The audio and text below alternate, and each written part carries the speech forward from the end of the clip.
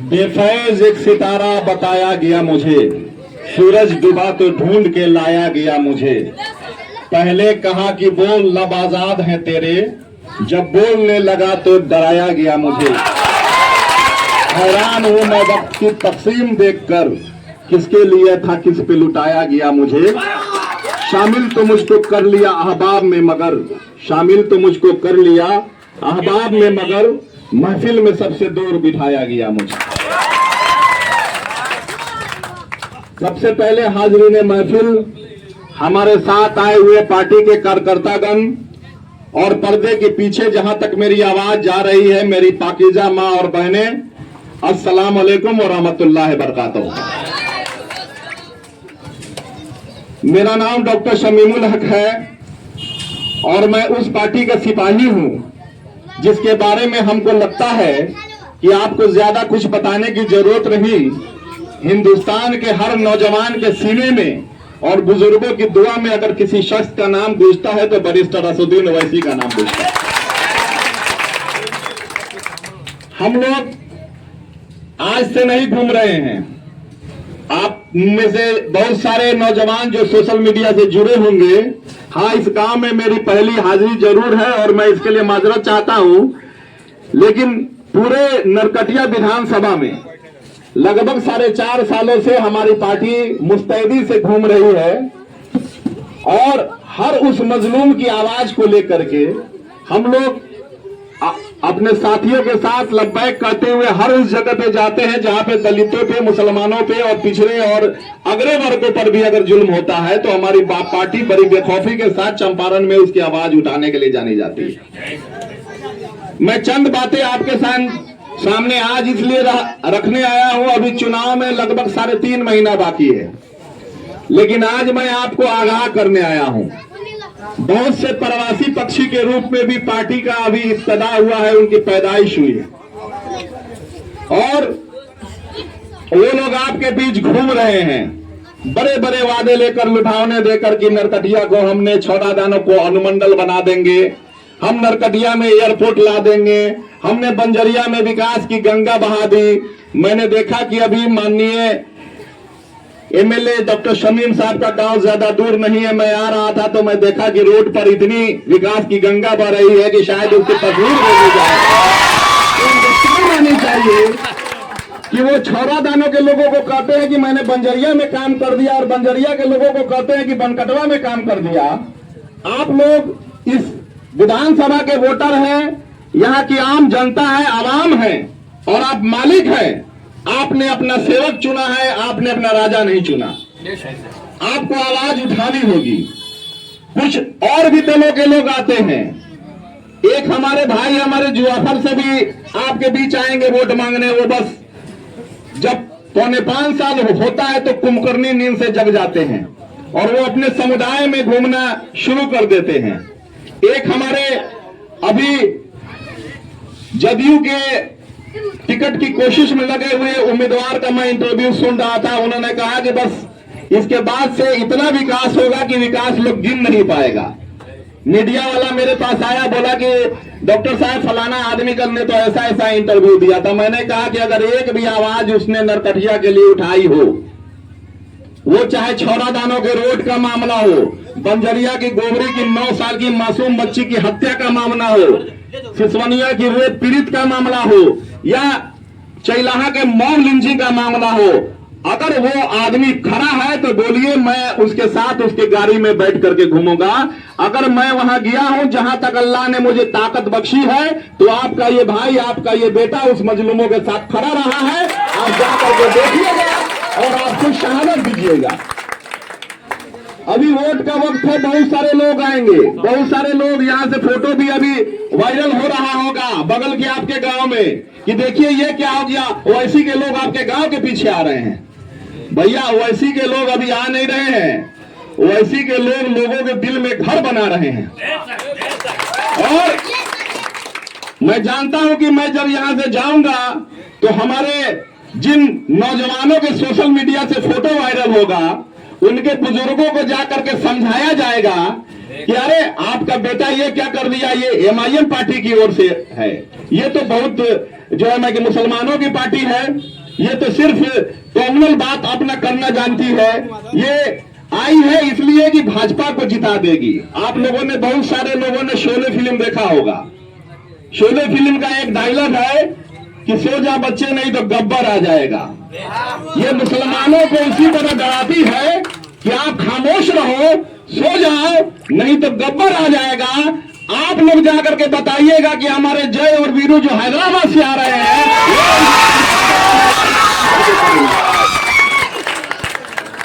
अभी उनके पास कोई मुद्दा नहीं है। मुद्दा यह है कि भाजपा को जिताने के लिए आ रही है।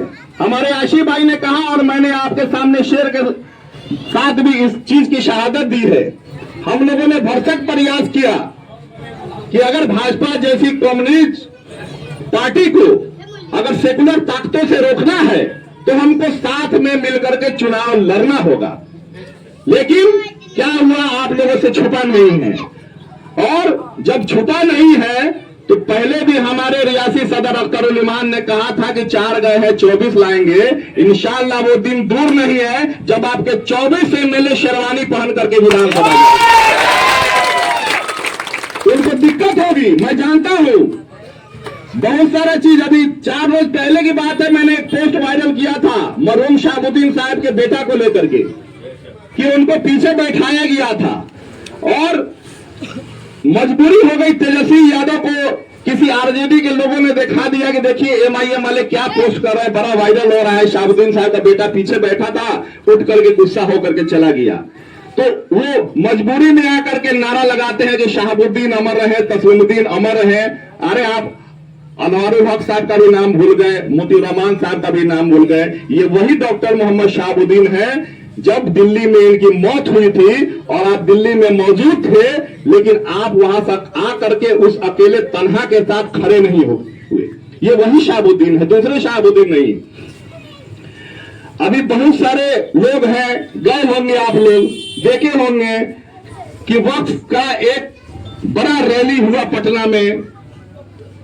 हमारे अमीर शरीयत सैयद अहमद वली फैसल रहमानी साहब के आह्वान पर आप लोगों में से लाखों की भीड़, मुझको लगता है कि सबसे ज्यादा भीड़ चंपारण से गई और चंपारण में मैं नरकटिया विधानसभा से सबसे ज्यादा भीड़ गई। लाखों की भीड़ गई और ये लोग स्टेज पर कब्जा करने के लिए आ गए। हम लोगों ने एक मीडिया वाले ने सवाल अपना जो किया कि भाई आपके साथ वक्फ की लड़ाई बड़ी मजबूती से ये लोग अपना लड़ रहे हैं। मैंने कहा कि एक भी ऐसा प्रोग्राम दिखा दीजिए जो राजद ने अपने दम पर वक्फ की लड़ाई लड़ी हो और वहां मुसलमानों को दावत दिया। वोट हमारा, राज तुम्हारा नहीं चलेगा। गुड़ खाएंगे और गुलगुल्ला से परहेज है इनको।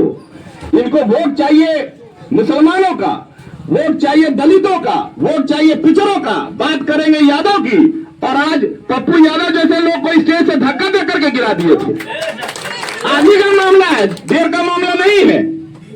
यही पप्पू यादव जब खड़े हुए थे अपना पूर्णिया से, तो यही लालू जी के बेटा ने जाकर के क्या प्रचार किया था, कहा था कि आपको हमको वोट नहीं देना है, लालू की पार्टी पसंद नहीं है, कोई बात नहीं, एनडीए को वोट दीजिए, पप्पू यादव को वोट नहीं दीजिए।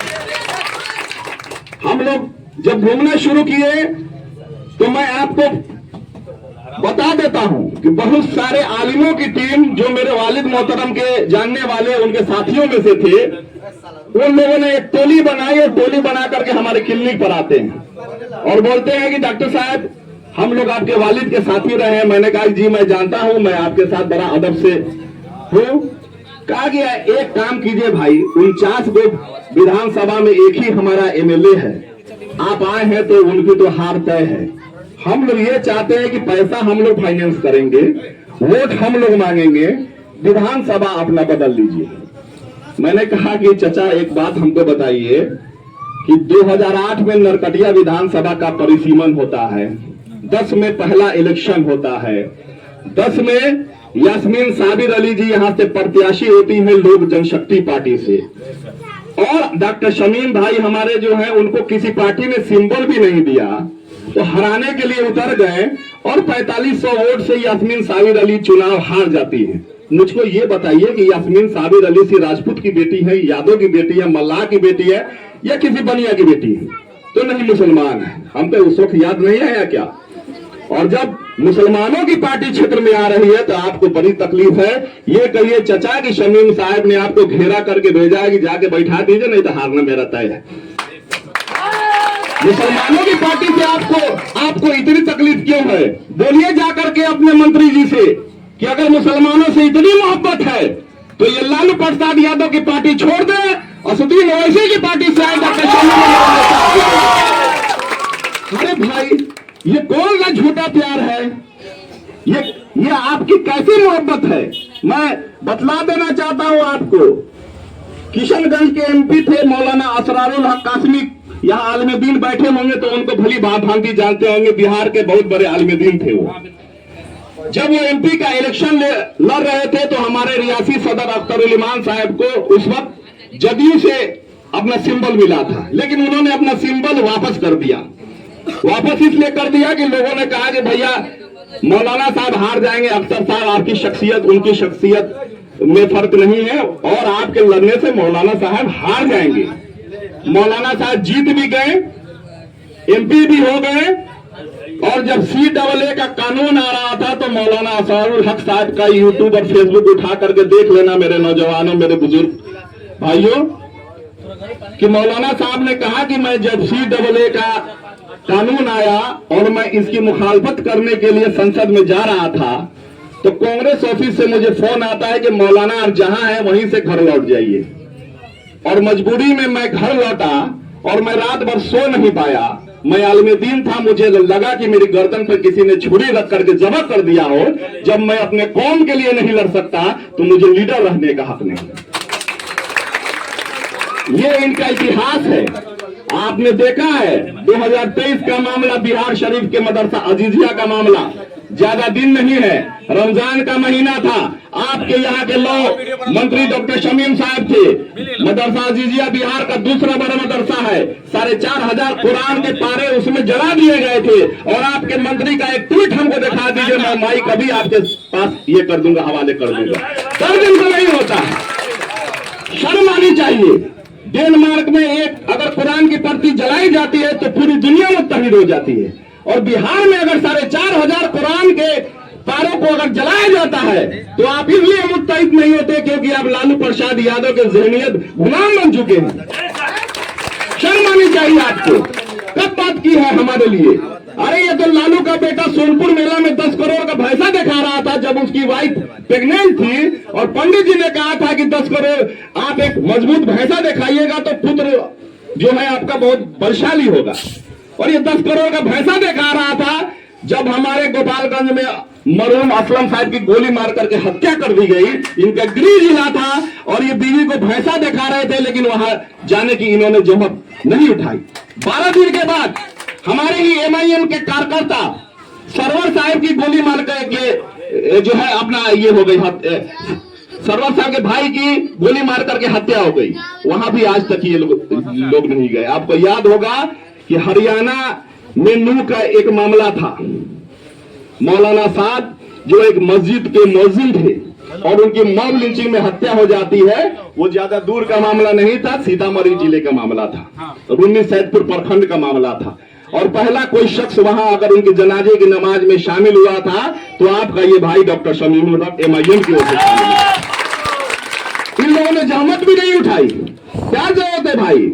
मुसलमान था, मर गया, वोट तो हम ही को देगा। हम बस ये कहेंगे कि भाजपा वाले जीत जाएंगे इसलिए वोट इधर दीजिए।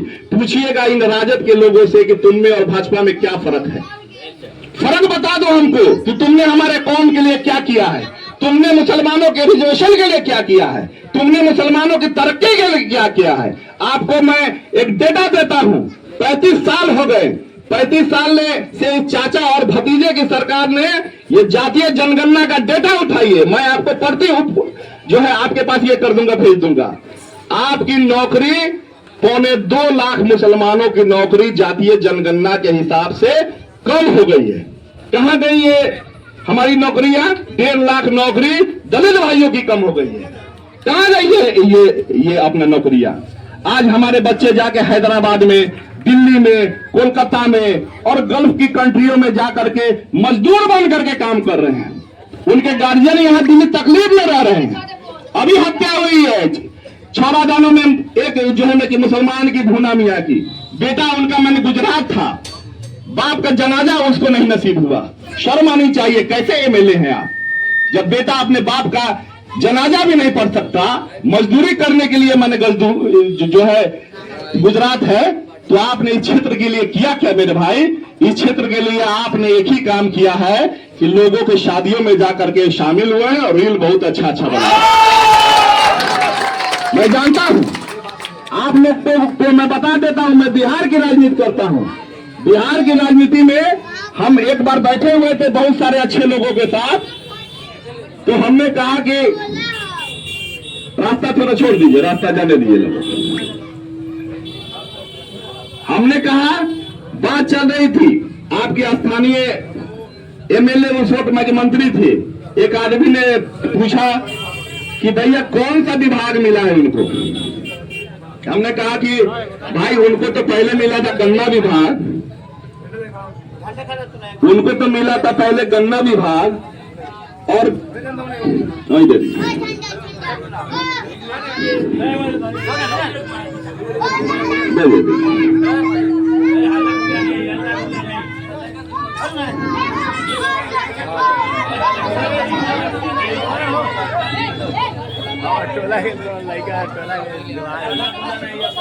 आ जाइए। मैं बता रहा था आपको, अभी झंडा नहीं उठाओ, अभी पहले तालीम ले लो, उसके बाद झंडा उठाना। झंडा उठाने का मुस्तकबिल तुम्हारा ही है, खड़े रहो।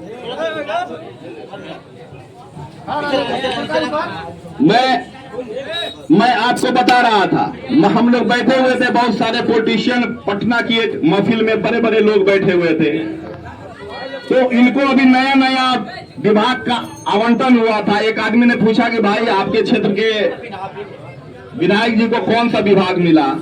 हमने कहा कि भैया रात तक तो वो खुद बता रहे थे कि रात तक वो गन्ना में थे और उनको मालूम ही नहीं है कि उसके बाद उनको लॉ मिनिस्टर बना दिया गया। उन्होंने खुद अपना बयान दिया कि मैं रात में सोया था, सुबह उठा तो मैं लॉ मिनिस्टर था। एक अच्छे राजनीति वाले व्यक्ति ने कहा कि अच्छा एक बात बताइए, इतना ज्यादा कोई ये है क्या कि बिना पूछे उसका विभाग बदल देता है?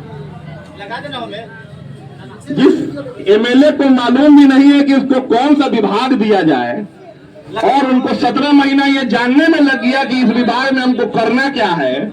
मेरे पास एक लिस्ट है, मेरे मोबाइल में एक डेटा है, जो लोग देखना चाहे देख सकते हैं कि जब ये कानून मंत्री थे, इन्होंने इनके कलम से 29 वकीलों की बहाली हुई, सरकारी पीपी हम लोग जो जानते हैं, पब्लिक प्रोसिक्यूटर।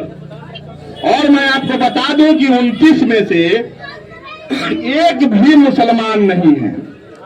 मुसलमान तो छोड़िए, आपके पूर्वी चंपारण जिला का एक भी वकील नहीं है जिनको इन्होंने सरकारी वकील में नियुक्ति कर दी।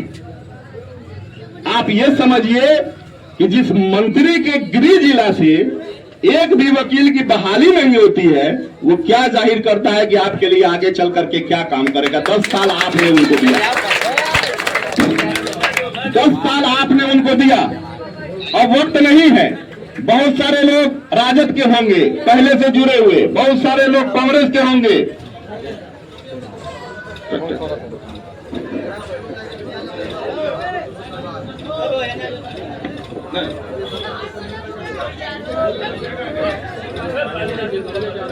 कोई बात नहीं,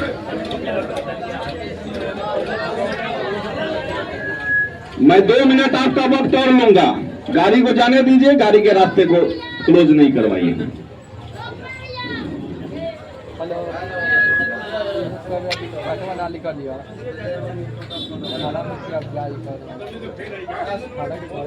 मैं आपको बता रहा था कि आप में से बहुत सारे लोग पहले से राजद के वोटर रहे होंगे, बहुत सारे कांग्रेस के वोटर, जदयू के सपोर्टर भी रहे होंगे।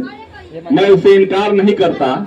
कुछ लोगों का सवाल हमसे आता है कि डॉक्टर साहब आप भी पहले किसी और पार्टी में थे, कांग्रेस में थे, जब वहां थे तो बहुत अच्छा बोल रहे थे, अब एमआईएम को लेकर के आए हैं तो इतना जहरीला बोला गया। एक बात हमको बताइए, बड़ी गहराई से सोच करके, मेरी पाकीज़ा माँ और बहनें जो सुन रही होंगी उनसे भी जाकर के शहादत ले लीजिएगा कि जब एक आदमी के घर में औलाद नहीं होती है तो वो किसी पड़ोसी के बच्चा को गोद लेती है। अगर पड़ोस में कोई बच्चा नहीं हो तो घर में बिल्ली और बकरी के बच्चा पर भी उसकी ममता आ जाती है, उसको भी गोद में लेकर के सहलाती है। लेकिन जब उसके घर में अपनी संतान पैदा हो जाए, अपनी औलाद पैदा हो जाए, तो वो किसी पड़ोसी के बच्चा को गोद लेगी या किसी बिल्ली के बच्चा को गोद में लेगी या किसी अपने बच्चा को गोद में लेगी। बेशक अपने बच्चा को गोद में लेगी, अगर किसी पड़ोसी के बच्चा को उस वक्त गोद में लेती है तो अपने फर्ज को अंजाम नहीं दे रही है। ठीक उसी तरह जब तक हमारे बीच हमारी क़यादत नहीं थी, हमारी पार्टी नहीं थी, हमने कभी राजद, कभी जदयू, कभी कांग्रेस और कभी समाजवादी पार्टी को गोद लिया। आज जब अल्लाह ने आपकी गोद में चांद के जैसा खूबसूरत और शेर दिल जैसा इंसान बैरिस्टर असदुद्दीन ओवैसी को पैदा करके भेजा है, तो आपको किसी दिल्ली के बच्चे को गोद में लेने की जरूरत नहीं है। मुसलमानों, एक बात याद कर लो, कोई नहीं आएगा। एक बाबा जी की पार्टी अभी आई है पीला पीला गमछा लेकर के, एक डॉक्टर साहब उसमें भी घूम रहे हैं, कहते हैं कि गरीबों की बड़ी मदद कर रहे हैं। आप लोगों ने तो कोई उनके अस्पताल में गए होंगे तो लाख रुपया से नीचे की मदद मांग नहीं हुई होगी। लाख, 1.5 लाख, 2 लाख का बिल उनके यहाँ आता है और वो कहते हैं कि मैंने इस गांव को गोद ले लिया है। इतना बड़ा उनका गोद है कि वो जहां जा रहे हैं कह रहे गोद ले लिया है। और 7 तारीख को उन्होंने मुसलमानों को गाली देने वाले मनीष कश्यप जैसे छिछोरा यूट्यूबर को अपनी पार्टी में शामिल कर लिया। जिलवा पकड़ करके पूछिए उनका कि क्या ये वही पार्टी है जो मुसलमानों के हक और हकूक की बात करती है। आपने नहीं देखा होगा प्रशांत किशोर का चेहरा किसी भी औकाफ के, वक्फ के, स्टैंडिंग कमेटी के अपने विरोध में नहीं देखा होगा आपने। ऐसे बहुत सारे लोग आपको भरमाने आएंगे, लेकिन शायर ने कहा है कि प्यास कहती है चलो रेत निचोड़ी जाए, प्यास कहती है चलो रेत निचोड़ी जाए, अपने हिस्से में समुंदर नहीं आने वाला, अपने काबे की हिफाजत तुझे खुद करनी है, अब अबाबील का लश्कर नहीं आने वाला। बेशक हम लोग आपके बीच अपने नौजवानों को जगाने आए हैं, मुत्तहिद करने आए हैं, बुजुर्गों की दुआएं लेने आए हैं और एक बात और कहने आए हैं। अभी से कुछ चक्र चल रहा है, 1 महीना के अंदर ये तेजी से फैलेगा। गांव में जो लोग एजेंट बन करके घूमते हैं, जो वोट के सौदागर होते हैं, वो लोग आएंगे और लोगों के वोटों को खरीदने की, भरमाने की कोशिश करेंगे कि एक बार और दे दो, एक बाद तेरा ये रोडवे बन जाए, हरदिया के पुलों बन जाए। इनके यहाँ तो मैं नदिये गायब हो गया, पता नदी कहाँ है पता नहीं है। वो एक खंभे का पुल है, वो भी इनसे आज तक मैं नहीं बन सका। हरदिया इनके बगल में है, मात्र 2 खंभे का पुल है। 3 बार मैंने आवाज उठाई तो उस दिन इन्होंने मजबूरी में कहा कि लोगों ने जब सवाल करना शुरू किया तो नहीं अब हो जाएगा, इसके बाद वाला भी हो जाएगा। तो ये सब इनका मामला है।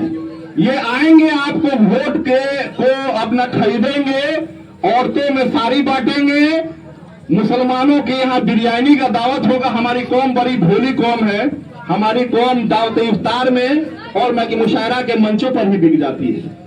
सोचना होगा आपको कि भाई एक बात आपके बीच से कह करके जा रहा हूं कि एक औरत अगर पैसे के लिए बिकती है, एक औरत अगर पैसे के लिए बिकती है तो एक घर बर्बाद होता है।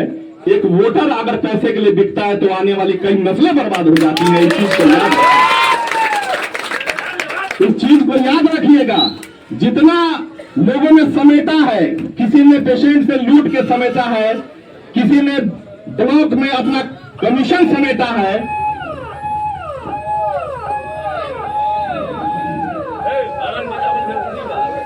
हट जाइए, एम्बुलेंस जाने दीजिए, हट जाइए।